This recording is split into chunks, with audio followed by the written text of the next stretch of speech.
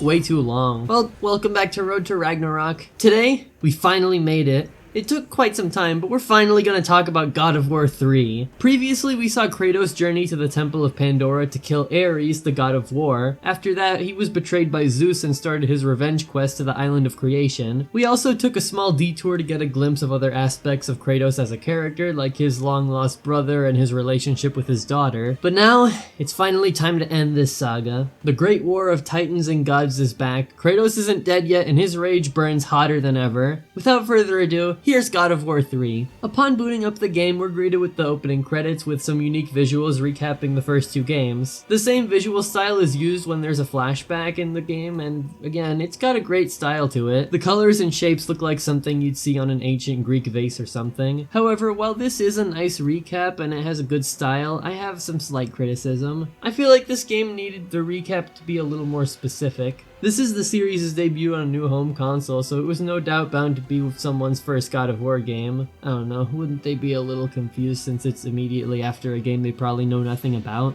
But hey, I played them beforehand, so it's not really an issue to me. Afterward, we get to the extremely menacing title screen, choose our difficulty, and start the game. I'm glad to see that every game in the trilogy starts off with a bang. Picking up from God of War 2's ending, we begin on top of Gaia, making our way up Mount Olympus. We relearn the control scheme, traverse the Titan, and fight a hippocampi in order to continue. Oh, and side note, God, it feels so good to have the old dodge back. I forgot how convenient it was, and I'm glad we're not in Chains of Olympus territory anymore. By the way, some textures inside Gaia are broken, and I'm not even emulating the game. I'm playing the PS4 remaster on my PS5, so, that's weird. After that, we get to the first boss of the game, Poseidon. The bosses are easily the highlight of this game. Not only are they fun and challenging as hell, but the roster of bosses is just awesome. I'll talk a little more about them later, but for now we gotta defeat Poseidon. You know, Kratos has always been portrayed as somewhat of an anti-hero. He doesn't care much about helping others after he's suffered enough from being toyed with by the gods. Sure, he's doing all this to avenge his deceased loved ones, but he does things like letting innocent people die if it means he's one step closer to achieving his goal. Anyway, I don't think Kratos is portrayed as an anti-hero anymore. In this game, he's just straight up evil. In the first scene of the game, he brutally murders Poseidon with his bare hands, and he didn't even do anything to him personally. They do an excellent job at making this point by having him finish off Poseidon with a QTE sequence in Poseidon's POV, and the cherry on top was when you have to press L3 and R3 emulating Kratos squeezing Poseidon's eyeballs.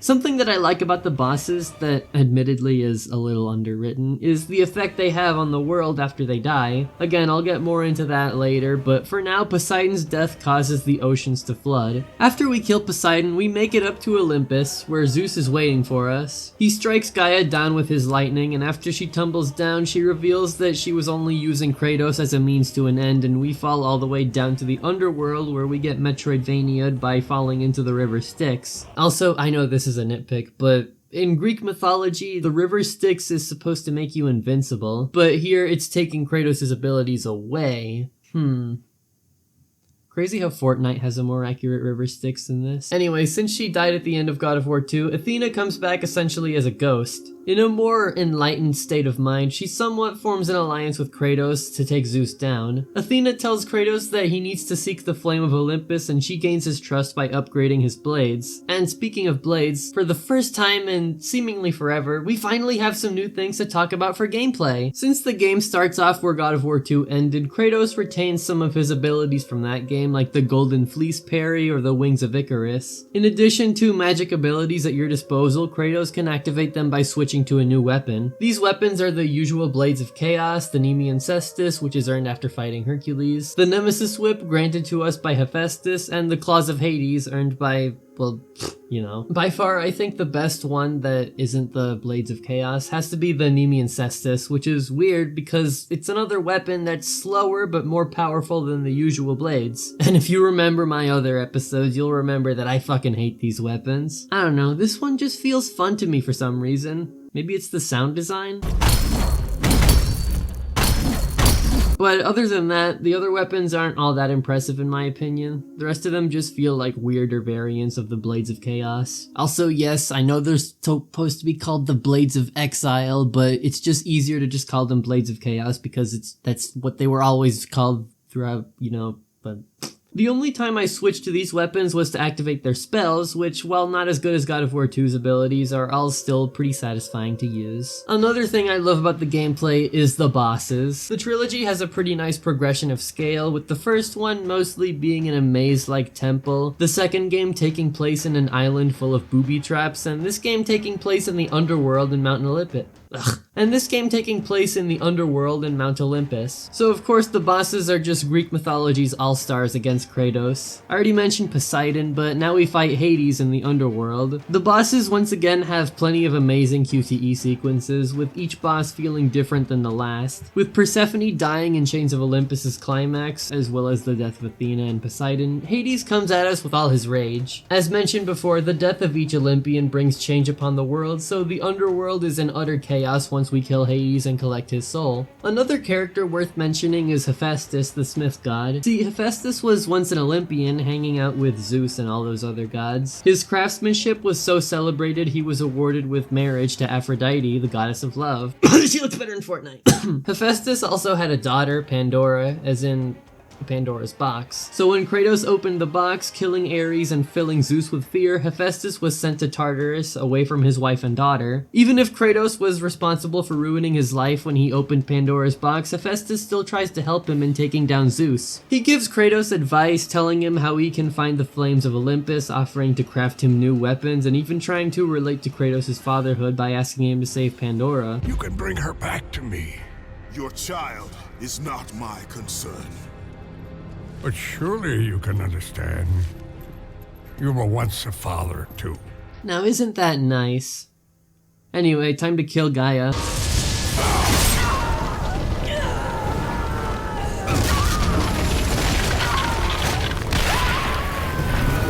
Oh, and by the way, the presentation still goes hard. As mentioned in the previous entry, I think this is easily the best looking game in the entire series. This was God of War's jump to an HD console, and boy did Santa Monica really take advantage of it. The attention to detail is insane, the enemies look fantastic, the QTEs are satisfyingly gory, the environments and backgrounds are beautiful, adding so much to this imaginative world. My favorite backgrounds are the hellish wasteland of Tartarus and the plagued earth caused by Kratos. And this is somewhat off topic, but after playing the Uncharted trilogy and getting back into Batman Arkham Asylum, yeah, sorry guys, I promise I'll review that soon, I discovered that the early PS3 era is probably my favorite era of gaming. I mean, yeah, not every game was exactly polished, but they absolutely nailed the atmosphere. Speaking of atmosphere, I really love the soundtrack, which is not surprising since every God of War game has a great soundtrack, but this is the one that has the most memorable songs. I love the tragic yet soothing melody of the underworld.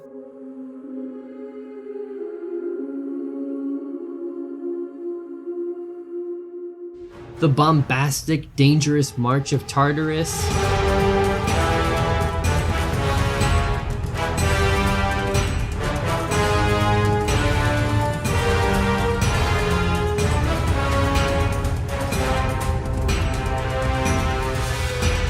The cascading theme of the Titans.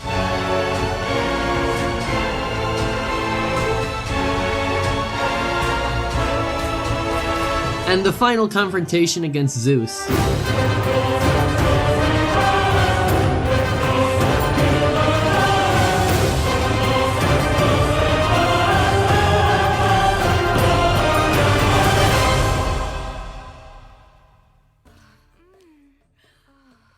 Oh, how'd that get there? Oh, and the cutscenes are great too. As much as I appreciated the use of early 3D animated cutscenes, I mean, I am a Sonic fan after all, I definitely think the cutscenes are more consistent in this game. This is their first time using motion capture after all.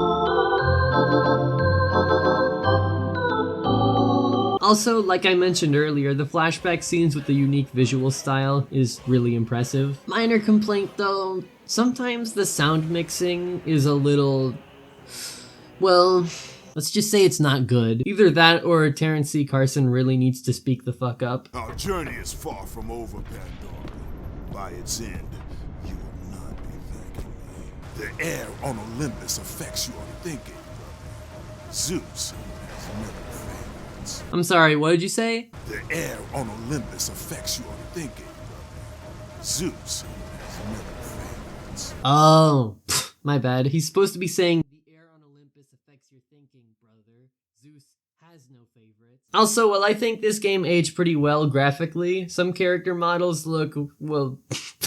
Unfortunately, we don't have a proper Helios boss fight, but at least we get a QTE sequence where we kill him with a little nod to Chains of Olympus. Save me now, as you once saved me from Atlas.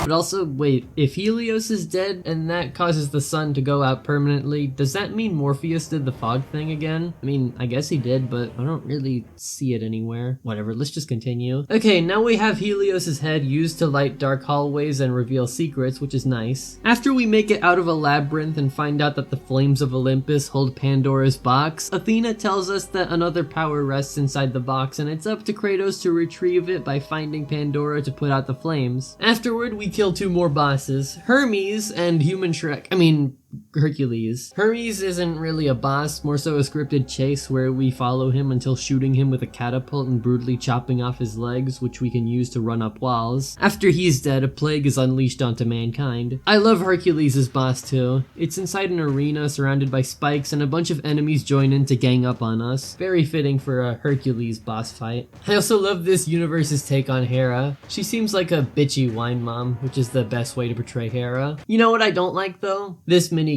The hands of death could not defeat me. The sisters of fate could not hold me. And you will not see the end of this day. I will have my revenge!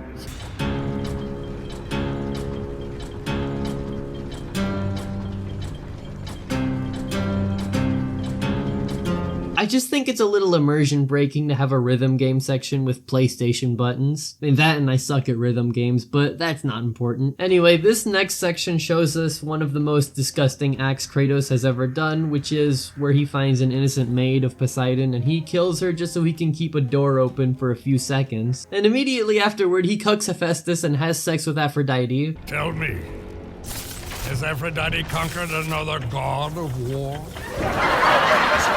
In order to fix the labyrinth, Kratos travels back to Hephaestus and he tells Kratos to find a special stone so Hephaestus can craft him a new weapon. Here's where we fight one of my favorite bosses in the entire game.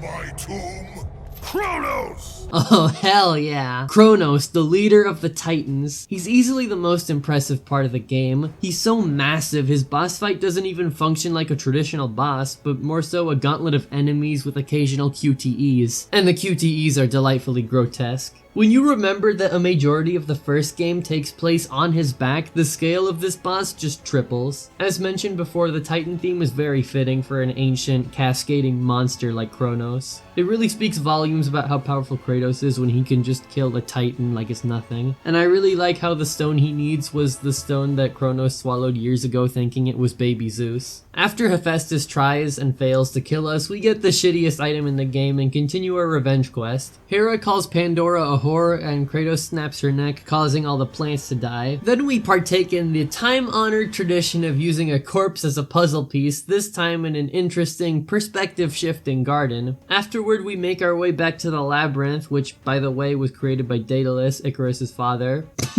The labyrinth is probably the second most impressive location in the game. Before retrieving the Boreas ice key from this giant scorpion mini-boss, all you pretty much do is fight enemies on top of these massive floating cubes, but the key allows us to go inside the assembled labyrinth. I also really like this room where you have to fight enemies while being careful about the spikes on the ground that stick out in a pattern. Afterward, we finally rescue Pandora. Now, unfortunately, God of War 3 doesn't have the strongest narrative in the Greek saga. I say this because of Pandora. I know she was introduced pretty early, but we're almost at the final boss and this is the first time she and Kratos actually meet face to face. Which really sucks when you take in consideration that she's supposed to be the personification of hope and she brings out a more caring side of Kratos since she reminds him of Calliope, which is a nice contrast to the amount of blood that's on his hands in this game. I think this probably would have worked better if Pandora meets Kratos periodically throughout the game, but as it stands, Pandora is pretty underwritten, which is honestly a little embarrassing. But you know what? None of that really matters. I mean, sure, Pandora, and by extension the whole story, could have used some more time in the oven, but at the end of the day, the story is serviceable enough, and what the game does best is spectacle and payoff. And with that, it's finally time to talk about the final boss and ending, not just to this game, but to Kratos' vengeful murder quest. And if you ask me, they handled everything perfectly here. It's finally time to fight Zeus.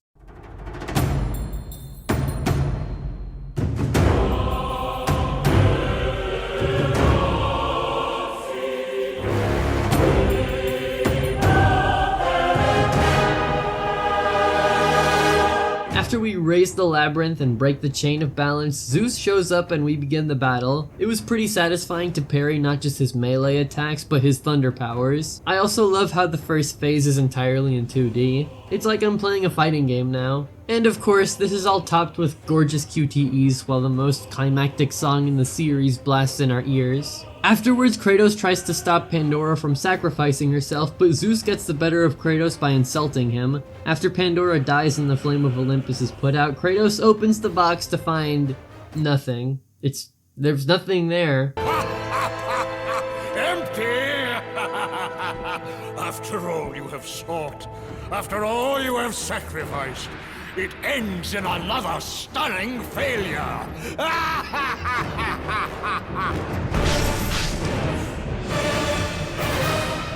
Well, with nothing to lose, Kratos makes it to the next room where we continue the fight. I love how in phase 1 we were fighting inside Olympus, but now we get a good look at the post-apocalyptic Earth as we fight Zeus in full 3D. They get interrupted by Gaia, who's barely clinging onto her life. Before she tries to get revenge on the two of them, they hop into her body, Kratos destroys the walls to her heart with the cestus, and we continue our battle with Zeus. Damaging the heart of Gaia allows us to get health back, and killing Zeus's magical clones gives us magic. Eventually, the fight ends with Kratos driving the blade of Olympus through Zeus's stomach, just like what Zeus did to him in God of War 2. The blade also pierces Gaia, and Zeus and Gaia both die. As Kratos takes back the blade and starts to walk away, the spirit of Zeus sends Kratos' subconscious into a dark dimension of fear. Fear is what infected Zeus when Kratos opened Pandora's box, and it's what he's trying to use to defeat Kratos. There's not that much light in this place, with everything being stained with dark, cold, fearful colors. Fortunately, we hear the voice of Pandora echoing in the distance. After reliving the worst memories he had to endure, Pandora serves as a glimmering beacon of hope, literally lighting the way in the midst of all this depression.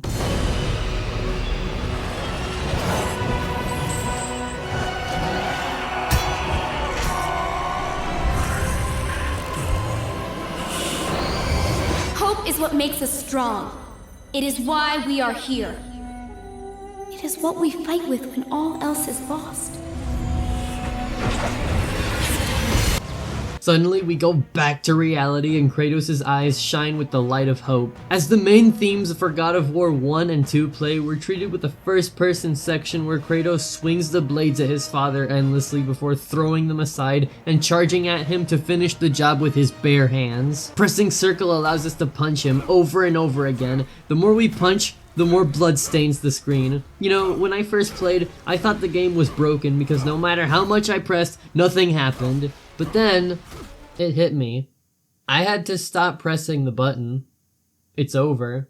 With most of the Pantheon dead and the realm in ruins, Kratos starts to feel a little bit empty now that his quest for vengeance is over and the one person who appealed to his humanity is dead. Suddenly, Athena comes in and explains that Kratos had the power of hope inside him all this time, which is what he used to kill Ares. She offers to take the powers back so she can rebuild Earth in her own image. However, for the first time in a long time, Kratos finally makes a decision for himself. With a great bait and switch, he takes the blade, raises it towards Athena, and he stabs himself, releasing the power of hope to the surviving humans. As we fade to black, we watch Kratos bleed out on the floor, dying.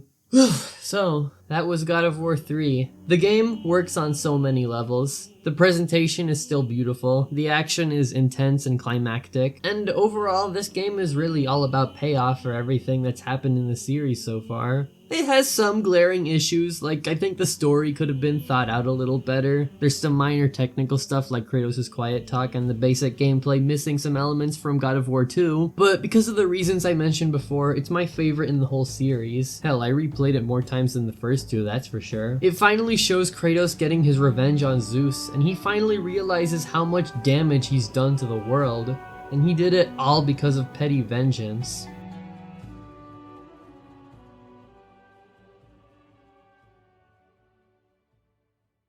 However, after the credits, we cut back to the plagued wasteland of Greece, and we see the pool of blood Kratos was lying in, followed by a trail of blood leading to the ocean. It all just goes to show that even in the darkest of circumstances, there's still hope.